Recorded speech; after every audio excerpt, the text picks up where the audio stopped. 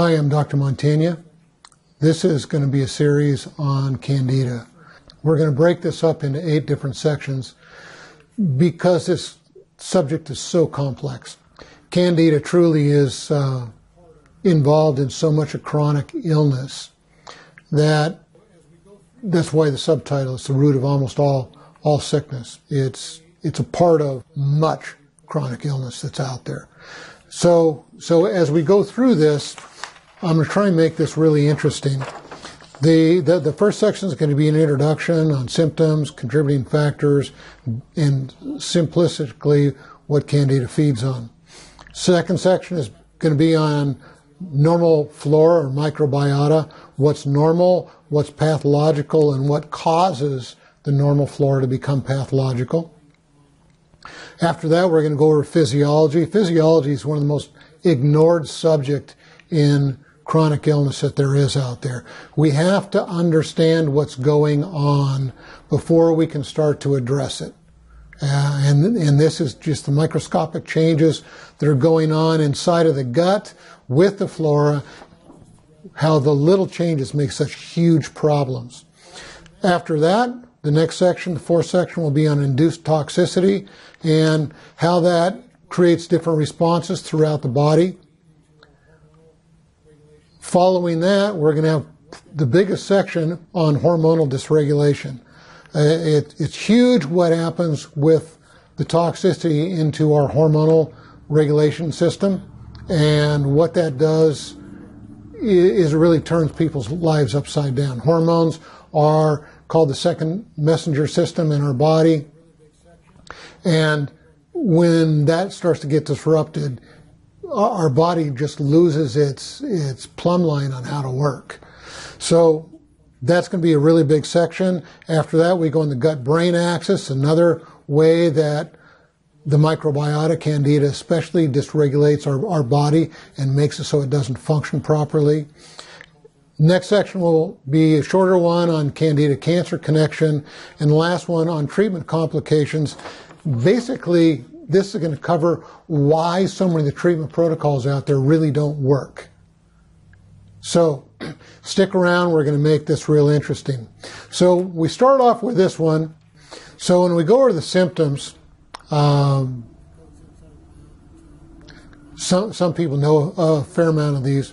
Thrush is a really common one. We see that in the mouth, the tongue, a white to yellowish coating that coats inside of the mouth, the tongue, parts of the mouth. We can get thrush in other places of the body. That's what athlete's foot is. Essentially, that's what nail fungus is. Yeast infections. Women know what this is quite a bit. Thick, mucousy type of discharges through their reproductive system.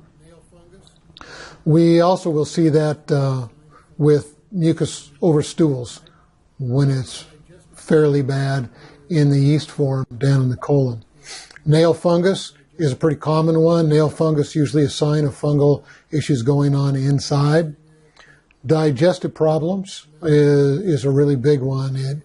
It makes it so we can't digest our food. It starts to ferment our food instead of digesting it. That creates different smells in the stools. It gives food particles in the stools, a lot of gas, different things like that. Brain fog and memory problems, that's commonly associated with Candida overgrowth. Hormonal dysregulation, as we're going to get into that quite a bit later. Adrenal fatigue and being really tired, those are really common. That's part of the hormonal dysregulation that goes on, along with toxicity issues that are going on. Thyroid problems is a real big one. The toxicity from dysbiosis candida especially really weakens the adrenal and the thyroid in particular in a really big way. With that, you start to see reproductive problems both in men and women.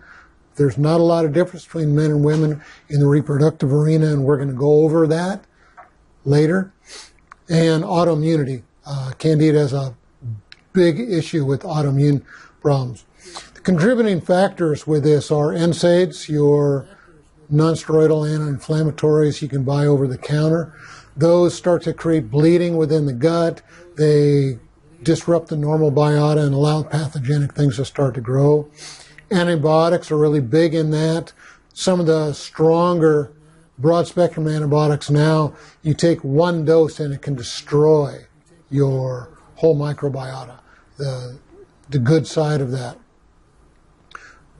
The weaker antibiotics, it takes several doses to do that, but oftentimes the flora, the microbiota, cannot recover on itself and needs help.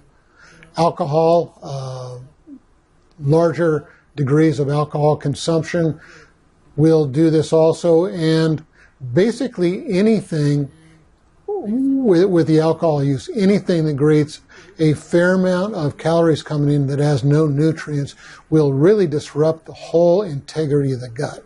And that's how alcohol comes in. Steroids and chronic stress both have a lot to do with gut dysfunction. Chronic stress, when it's at high levels, in 24 hours can destroy the lining of the gut. Make it go from that nice brush border to almost glass smooth in 24 hours. It does that through altering the blood supply down in the gut. A poor diet, one that is high in calories, oftentimes a typical American diet, high in calories, high in fat, refined carbs with very little nutrients, doesn't allow the proper things to grow anywhere in our body, the microbiota being part of that. It allows the pathogenic things to just take opportunity and overgrow. A real weak immune system allows this to occur also, and as we will see, Candida has 4 different forms. There's only one form the immune system can touch. The other 3 forms it can't. Diabetes is really big in Candida. Basically, that's because it alters our blood sugar regulation, which controls the function, the health of every cell in our body, and it also destroys the circulation in many parts of our body. So when we start to decrease circulation, we start to decrease nutrients, we start to decrease oxygen. That, with depleted nutrients, allows havoc to be wreaked inside of the gut. And the last one is heavy metals. Candida likes to feed on heavy metals, which can be a big problem. Treated right, we can use that to our advantage. So Candida typically feeds on a few different foods: sweets, breads, dairy, high amounts of alcohol content because of its high amount of calories with no nutrients, high sugar fruits, and starches. So if your diet looks like this, if you really crave those calorie-rich foods, desserts, chocolates, breads, dairy, you're feeding a problem. And that problem typically won't go away without addressing the feeding problem. So if you like this, hit the like, subscribe to our channel. We're going to come back with more of these as we go.